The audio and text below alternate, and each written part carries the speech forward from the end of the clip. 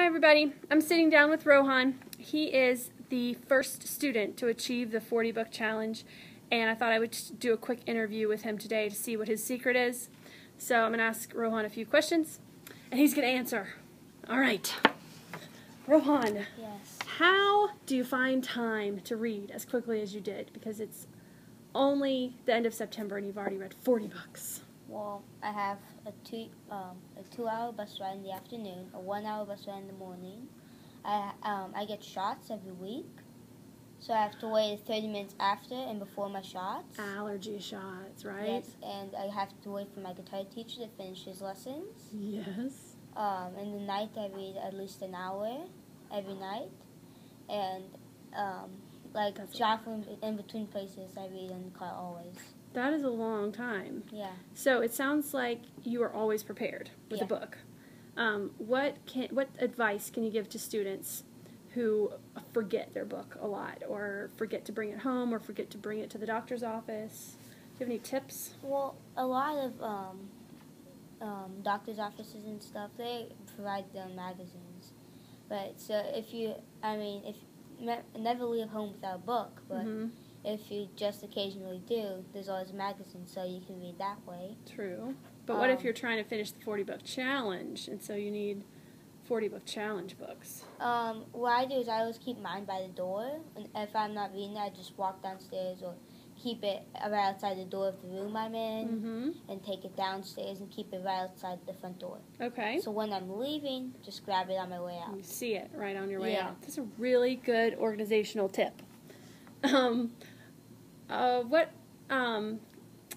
What advice would you give to somebody who says, I want to read a lot, but I don't have books. I don't have access to books because we only go to the library once every 7 rotation days? Ask your parents to get your library card. There are also subscriptions, like you pay $5 a month, and they deliver books to you that you pick online. You send them back, and then you get more if you don't want to have to pay for them or something like that. Back in 1st and 2nd grade, me and a friend, we used to trade books back and forth, and so that way we could read more books, because at my old school didn't have a big library. Right. Speaking of libraries, you are a frequent visitor to this library, and so maybe students don't realize that they can come very often when their teacher allows it, in the morning and the afternoons, like you have. Yeah. Because you come nearly every day to get a restock and replenishment on books. Okay. So let's talk about some of the books that you have read already. Tell us a little bit about Miss Bixby's Last Day. That was one of the ones you read about 2 weeks ago, I think. Yeah. Miss Bixby's Last Day is a sadder story. There's a little suspense, a little mystery. It's very heartwarming and opens you up. It made me cry, actually, so don't be afraid to shed a tear too. It's pretty sad. Okay, can you tell them a little bit about the plot in case they've never heard of it before? Yeah. So Miss Bixby is a teacher who loves her students and helps them out at every opportunity. So when she's diagnosed with breast cancer, 3 students, they go and they try their best to help them, because for all they know, that it might be her last day. Yes, they just good. want to help her. Yeah, that's just enough of the plot without giving away the ending. Very good. Okay, so that's a sad, realistic fiction book. What about Voyagers? That was one of your big favorites, right? Yeah. Sci-fi? What I say with Voyagers is don't read too much of it. Read one book, then stop. Go off and read something else, then come back to it. Why? Because what I did is I read the first 4, went through them, and then it just kind of makes your brain spin. Because there's so much information? Yeah. Okay. So tell them a little bit about the plot line of Voyagers, focusing on the main book at first. So there's the world is in ruins. It's not in ruins per se, but they're running out of power. And so they're running out of power, and at 9 o'clock, 9 or 8, I think, they cut the power. every day. Mm-hmm.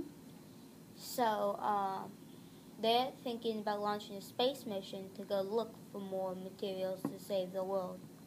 But they can only be small children. So children versus children from all over the world trying to save the world together. That's just enough. To join the Yep. Voyagers team. Yep. And they need certain elements in order to make this happen on Earth. Yeah. And it just so happens that each element is found on a different planet, right? Yes. So there's a different mission for each book, and you do Yeah. have to read those in order, for sure. Yeah. Is there another book you'd like to talk about just because you read it recently or you just love it that you've read this year? I think a good book, the House of Robots series is for someone who's just looking for a nice laugh. Okay. It's always good. Can you tell them a little bit about that plot in case they haven't heard of it? It's by Yeah. James Patterson. Yeah. So if you read iFunny or Middle School, Worst Days of My Life, Mm-hmm. and you're looking for something else, that's something to consider, Is it about robots? of course. It's about Sammy Hayes Rodriguez, and his mother creates robots, and he lives in a house full of them. Mm-hmm. He has a tutor bot. He has a lawnmower bot.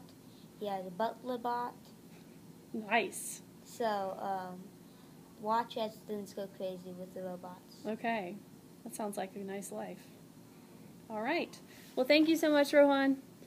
We are so proud of you, and we hope that more students can follow your lead with their reading lives.